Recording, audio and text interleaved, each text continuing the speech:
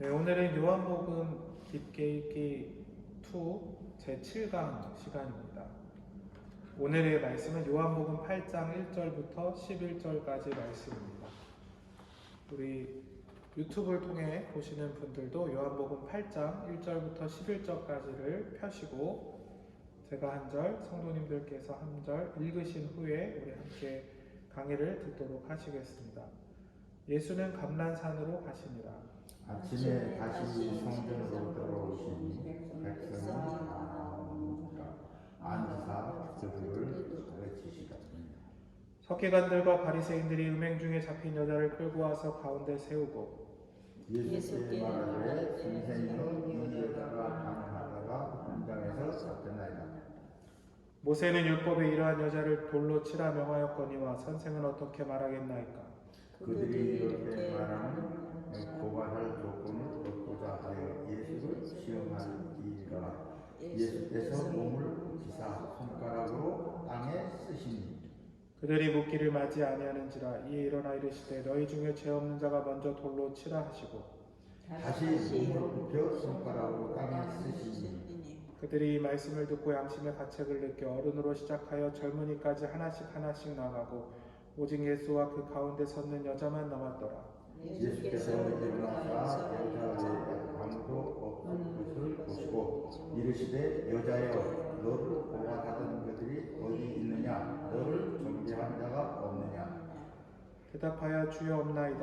예수께서 이르시되 나도 너를 정죄하지 아니하노니 가서 다시는 죄를 범하지 말라 하시니라. 아멘. 먼저 성경을 설명해 드리도록 하겠습니다. 예수님께서 감난산에 계시다가 2절 말씀에 아침에 다시 예루살렘 성전으로 들어오셨습니다. 그리고 백성들이 예수님께 가르침을 받기 위하여 또 천국 복음을 듣고 또 하나님 나라에 대해서 또 말씀해 주시고 또 성경에 대해서 가르쳐 주시는 것을 함께 듣고 있었습니다. 3절에 두 종류의 사람이 등장하는데요. 첫 번째는 서기관입니다. 서기관이 혹시 어떤 사람들인지 아시나요? 서기관 하면 뭔가 쓰는 사람 같죠. 그래서 그 당시에는 지금처럼 인쇄를 해서 책이 나오는 것이 아니기 때문에 성경을 베껴 써서 보관하면서 또 하는 일이 성경을 연구하는 일을 했습니다. 그리고 그 성경을 연구해서 가르치는 일도 했습니다. 특별히 서기관들은 율법을 해석하고 가르치는 일에 관심이 많았습니다. 다시 말해 율법에 관심이 많았다는 거고요. 그래서 이렇게 성경 선생님 역할을 많이 했기 때문에 서기관들을 부르는, 이렇게 넓게 흔하게 부르는 유명한 호칭이 하나 더 있었습니다. 이스라엘 말로 선생님이 뭘까요? 랍비입니다. 랍비. 서기관을 랍비라고 사람들이 흔히 많이 부르기도 했습니다. 그리고 이제 두 번째 종류의 사람은 바리새인입니다. 바리새인은 우리가 성경에 자주 나오죠. 보통 예수님과 쌈박질하는 모습이 많이 기억에 남으시죠. 또 담임 목사님께서도 많이 설교를 하셨기 때문에 잘 알고 계실 겁니다. 바리새인은 그 당시에 바리새파라고 부르는 사람들로서 구별된, 스스로 우리는 보통 사람들보다 훨씬 거룩하게 생활하기로 구별된 사람들이라, 그리고 특별히 율법을 가장 엄격하게 지키는 집단이 되겠다 하면서 바리새인들이 되었습니다. 이 바리새파에 들어가는 일은 굉장히 어렵고 까다로운 조건을 갖추어야 했고, 바리새인들은 자부심이 대단했고 자신들이 율법을 거룩하게 잘 지키고 있다고 생각했습니다. 서기관 중에 바리새인들도 꽤 많이 있었습니다. 하지만 예수님께서는 이렇게 당시에 서기관들이나 바리새인들이 일반 사람들이 보기에는 대단한 사람들이고 성경을 많이 알고 있고 똑똑한 사람들이라고 생각을 했지만 예수님께서는 그들을 혹독하게 비판하셨습니다. 예수님께서 비판하신 중심은 이것입니다.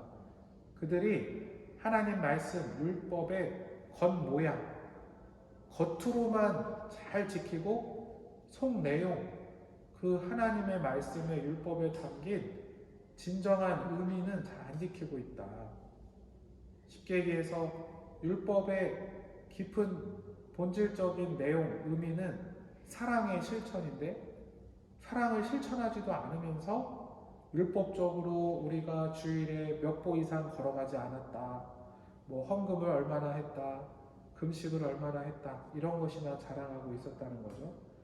어쨌든 서기관들과 바리새인들이 중심이 되어 오늘은 무슨 일을 하느냐? 말씀드렸듯이 예수님께서는 성전에서 백성들에게 가르치고 계셨습니다.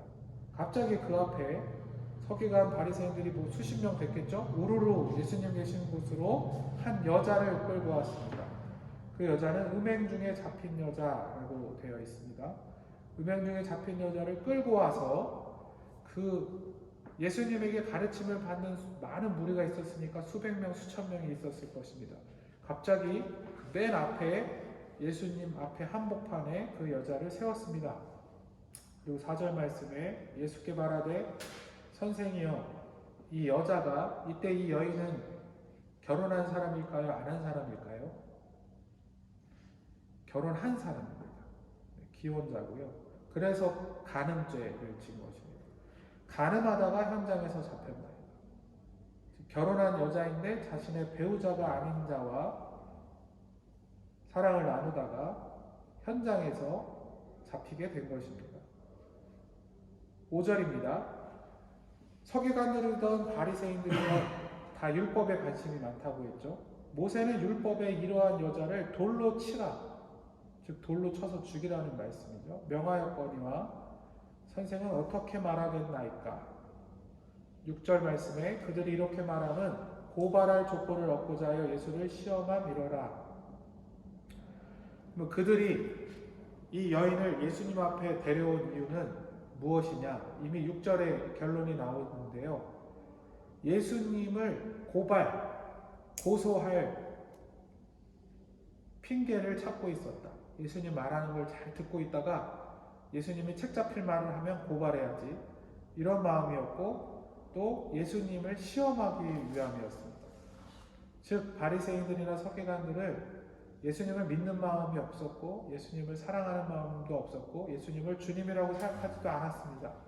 단지 예수님께서 자꾸 사람들에게 하나님 말씀을 가르치고 많은 백성들이 예수님을 따르니까 시기하고 미워하여서 과연 율법에서는 이렇게 간음하다 잡힌 사람이 있으면 돌로 치게 되어 있는데 예수님께서 뭐라 말하시나 보자, 이렇게 따지러 온 것이었습니다.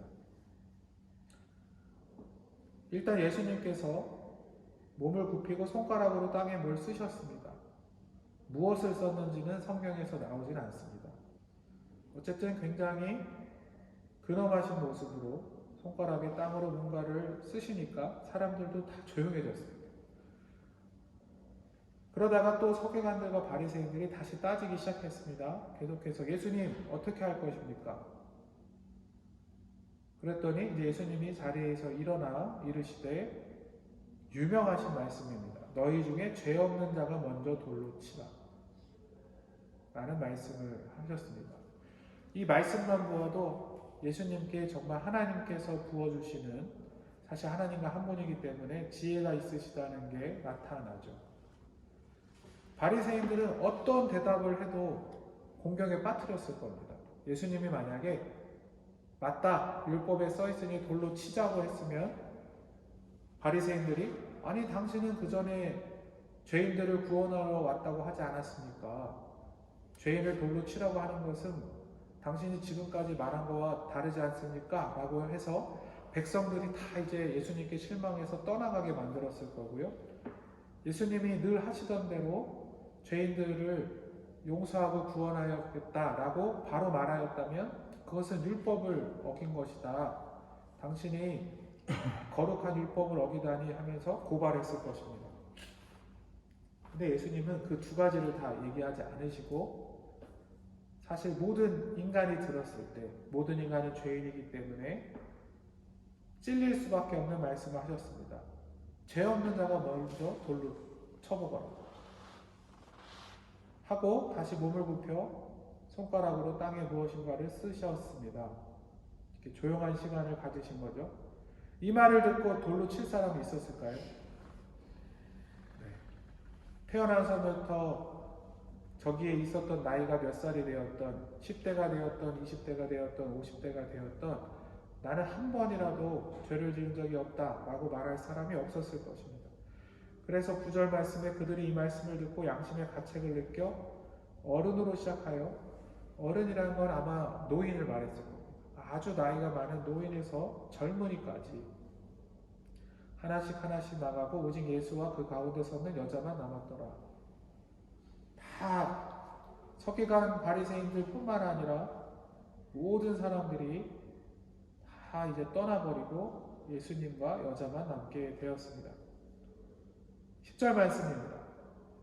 여자는 일단 사람들이 자기를 여기서 돌로 쳐서 죽이진 않을까 너무 공포에 떨고 있다가 그 사람들이 다 떠났으니까 조금 마음이 평안해지긴 했지만 예수님께서 무엇을 말씀하실까 두려웠을 겁니다. 왜냐하면 여인은 죄를 졌기 때문이죠. 예수께서 일어나사 여자 외에 아무도 없는 것을 보시고 이르시되 여자여 너를 고발하던 그들이 어디 있느냐, 너를 정죄한 자가 없느냐. 다시 말해 너를 정죄하는 사람들은 다 어디 갔느냐 라고 물으셨고요. 11절에 여자가 대답하여 주여 없습니다. 다 갔죠. 그랬더니 이제 예수님께서만 하실 수 있는 말씀을 하십니다.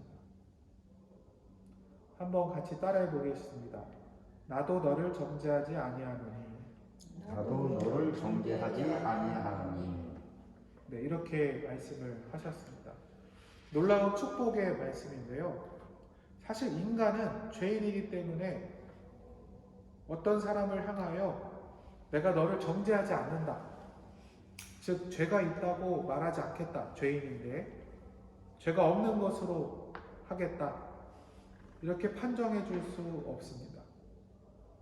오직 하나님의 아들이신 예수님께서만 죄를 용서하시면서 내가 너의 죄를 씻어주겠다, 내가 너의 죄를 따져 묻지 않겠다, 정죄하지 않겠다 라고 말씀하실 수 있는 겁니다. 그리고 이어서 더 놀라운 말씀을 하십니다. 사실 첫 번째 말씀만 해도 놀라야 되거든요. 만약 우리가 어떠한 큰 죄를 저지르고 예수님 앞에 서서 떨고 있다가 예수님이 내가 너의 죄를 없는 것으로 하겠다 하면 얼마나 감격하고 놀랬을까요? 근데 이어서 예수님이 더 놀라운 말씀을 하십니다. 한번 따라해 보시겠습니다. 가서 다시는 죄를 범하지 말라.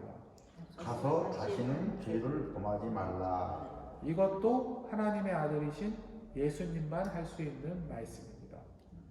왜 그런지 설명을 해보면, 물론 뭐 특별히 이제 부모님이 되보신 많으신 경우에 예를 들어 아이들이 뭐 어렸을 때 한 번씩은 다, 한 번이 뭡니까? 여러 번 거짓말을 하죠. 그러면 이렇게 혼내주고 뭐 꼭 필요한 경우에는 매를 들기도 해서 따끔하게 혼내준 뒤에 너 그러면 안 된다, 하나님 보시기에도 안 되고 엄마나 아빠에게 거짓말을 해서도 안 된다, 이렇게 말을 하고 다시는 거짓말하지 마라, 이런 말씀 해보셨죠? 그렇게 말을 하기 마련이지만 예수님께서 말씀하신 다시는 죄를 범하지 말라라는 말씀은 그 정도 수준의 말이 아닙니다. 오늘은 죄에 대한 얘기를 하고 있는데요. 죄를 이길 수 있는 힘이 어디서 나올까요? 우리는 예수님을 믿는다고 하면서도 한편으로는 우리의 모든 죄가 깨끗이 씻음받았다는 것을 알고 있습니다. 믿으시죠? 네. 알고 있지만 아무래도 연약한 인간이다 보니 찔릴 때가 많고 하나님 보기 부끄러울 때가 많고, 마치 아담과 하와처럼 어디 쥐구멍에라도 숨어서 아담과 하와가 선악과를 따먹은데 하나님이 아담아 어디 있느냐 막 찾으니까 숨어 있었잖아요. 숨어가지고 이렇게 마음 아파하며 내가 죄인이지 이러할 때가 많이 있습니다. 즉 우리도 조금씩은 다 바리새인과 같은 모습이 있습니다.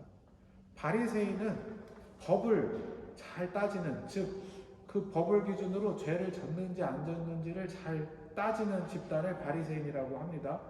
그리고 그 바리새인들은 큰 죄를 저질렀을 때는 돌을 들어 쳐야 된다고까지 말했던 사람들이죠.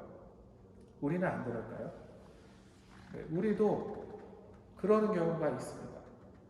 내가 예수님 믿는 기독교인이긴 하지만 어떠한 죄를 짓고 나면은 자책을 하기도 하고, 나는 정말 나쁜 사람이다, 가망이 없다, 하나님이 이렇게 나를 사랑해 주시고 용서해 주셨는데 내가 또 누군가를 미워하고 자녀들이랑 싸우고 소리 지르고 또 세상에서 이렇게 타협하고, 거룩하게 살기보다 세상에서 좀 더 타협을 하면서 또 성공하려고 하고, 참 나는 죄인이구나, 이럴 때가 많이 있습니다.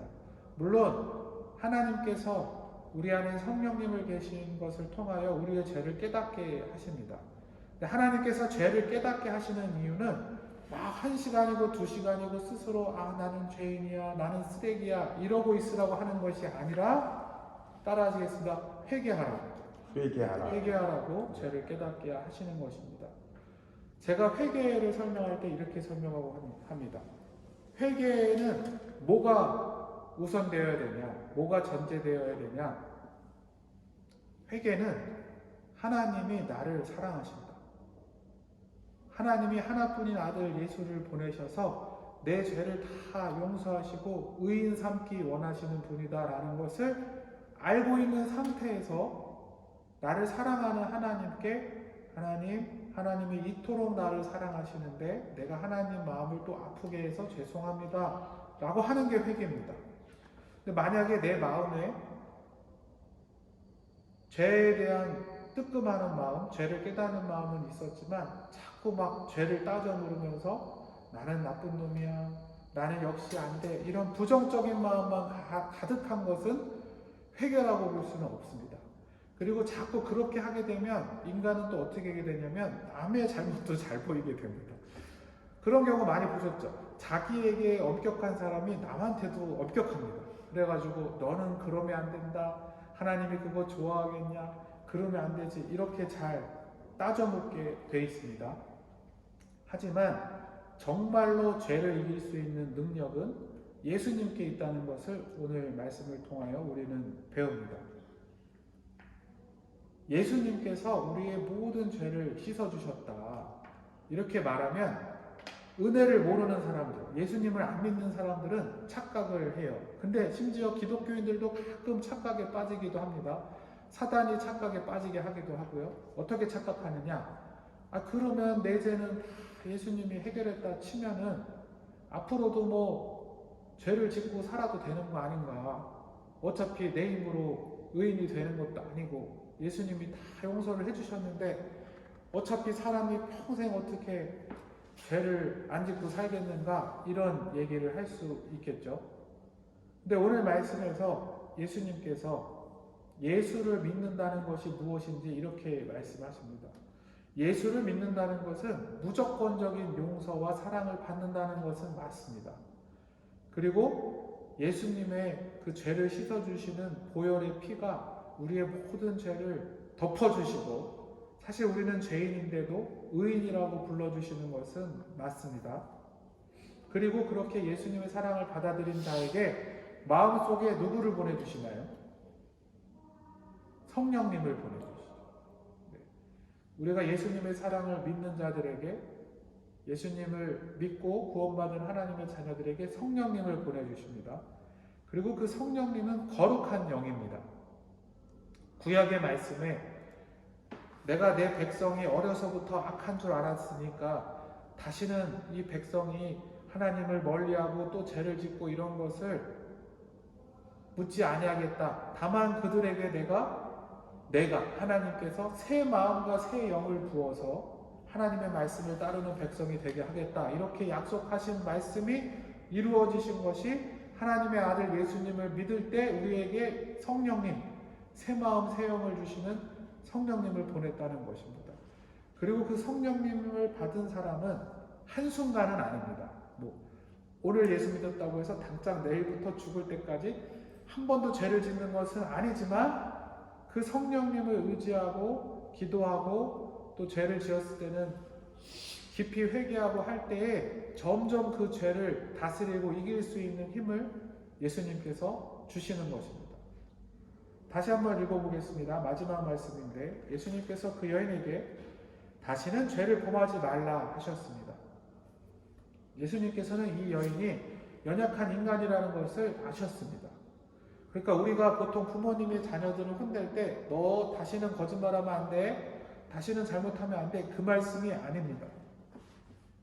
하나님의 아들이시고 하나님과 한 분인 예수님이 단순히 도덕적인 책임감을 주기 위해서 너 내가 이번에 봐줬으니까 절대 다시는 죄 지면 안 돼 라는 말씀이 아니라 너가 오늘 예수를 만났노라, 그리고 절대 용서받을 수 없는 죄를 다 씻음받는 사랑을 받았노라, 그 사랑을 모시고 사는 자에게 내가 성령을 보낼 것이고 그 성령님은 너에게 새 마음과 새 영을 주어서 죄를 이기고 사는 능력을 줄 것이다. 하나님을 따라 거룩하게 살고자 하는 마음을 줄 것이다.